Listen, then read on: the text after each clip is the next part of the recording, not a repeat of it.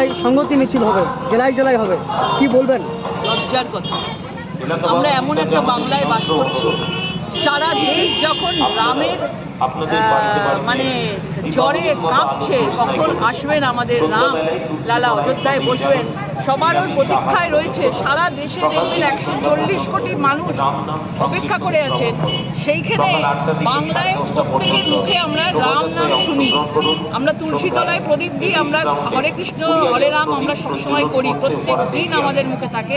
আজকে সেই বাংলার মুখ্যমন্ত্রী রামকে অপমান করছে, সেই বাংলার মুখ্যমন্ত্রী ওই দিনই তাকে মানে সংহতি মিছিল রাখতে হচ্ছে। এটা কি বলা হয়? এখানে পরিষ্কার বোঝা যাচ্ছে যে হিন্দু বিরোধী তুষ্টিকরণীয় রাজনীতি এই বাংলায় যেমনভাবে সিপিএম চালিয়েছে 34 বছর, এবং তৃণমূলের সরকার মমতা ব্যানার্জি একজন মানে একজন বাঙালি ঘরের মেয়ে হয়ে, যিনি বাংলার মেয়েকে চাই বলে ভোট নিয়েছিলেন, আর যে বাংলায় রাম নাম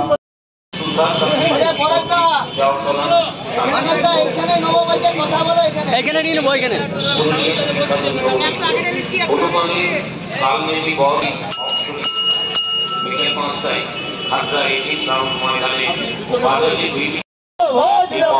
অংশগ্রহণ করে আপনি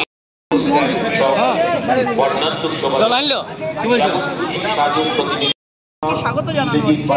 সেই বাংলায় উনি রামকে অবজ্ঞা করছেন, অপমান করছেন, এবং আজকে উনি তুষ্টিকরণের রাজনীতি বাকি 30%কে শান্ত করবার জন্য তিনি আজকে ভোট ব্যাংকের জন্য তিনি আজকে মিছিল করছেন। বিরোধীদের দাবি 2024-এর ভোট বৈতরণী পারের জন্য এই নাটক চলছে। রাম কারুর একার নয়, রাম সবাই। তারা মনে করেন যে রাম নাকি বিজেপি।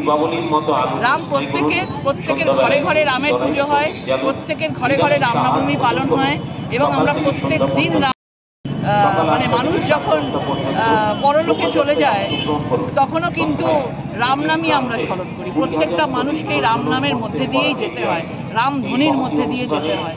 সুতরাং কারণ একার নয়, এরা ভয় পাচ্ছে, যেভাবে দেখতে পাচ্ছে ভারতবর্ষে একটা নতুন ইতিহাস তৈরি করছে নরেন্দ্র মোদীজির নেতৃত্বে, এই জন্য এরা ভয় পাচ্ছে, এই জন্য এইসব উল্টোপাল্টা কথা বলছে।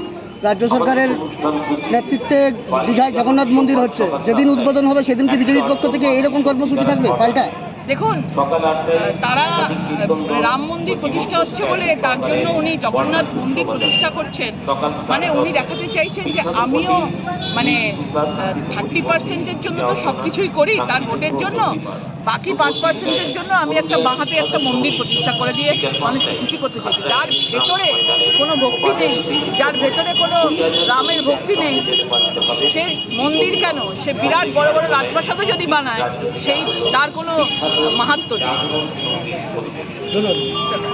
আজকে আমাদের সারা দেশ জুড়ে 22শে জানুয়ারি আমাদের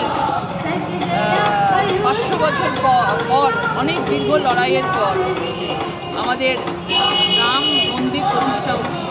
রামলালা তার যে জায়গা পাওয়ার কথা ছিল এতদিন, মানুষের মনের মধ্যে ছিল, হৃদয়ের মধ্যে ছিল, কিন্তু লড়াই করে আজকে তার প্রাণ প্রতিষ্ঠা হচ্ছে অযোধ্যা। এবং তার 10 দিন আগে থেকে আমাদের সারা ভারতবর্ষের প্রত্যেকটা মন্দিরে, আশ্রমে, মঠে আমাদের স্বচ্ছ ভারতের কর্মসূচি চলছে, এবং সব মন্দিরে পুজো দেওয়ার কার্যক্রম চলছে। এবং আমরা সেই জন্যই আজকে এই খাতড়াতে এসেছি, এবং এখানে আমরা আজকে গ্রামখানে রঙ্কিনী মোড়ে, রঙ্কিনীতলা মোড়ে আমরা গ্রামখানে শিবকে পুজো করেছি, পার্বতীকে পুজো করেছি, মা কালীকে পুজো করেছি, এবং বজরংবলীকে পুজো করেছি, এবং স্বচ্ছতার মাধ্যমে তাদেরকে রামকে আমরা স্বাগত জানাচ্ছি। এবং সারা দেশ সেই সন্ধিক্ষণের অপেক্ষায় রয়েছে রামলালা কখন আসবেন, এবং একমাত্র সেটা সম্ভব হয়েছে আমাদের প্রধানমন্ত্রী নরেন্দ্র মোদীজির দীর্ঘ চেষ্টা, দীর্ঘ লড়াই, তার প্রতিশ্রুতি এখন সত্য হতে চলেছে। আমাদের স্বপ্ন ছিল যে আমাদের জেনারেশন, আমরা যারা হিন্দুরা রয়েছি, তারা আমরা দেখে যেতে পারবো কিনা, কিন্তু আজকে মনে হচ্ছে যে সেই স্বপ্নের একদম কাছাকাছি আমরা এসে পৌঁছেছি। আচ্ছা,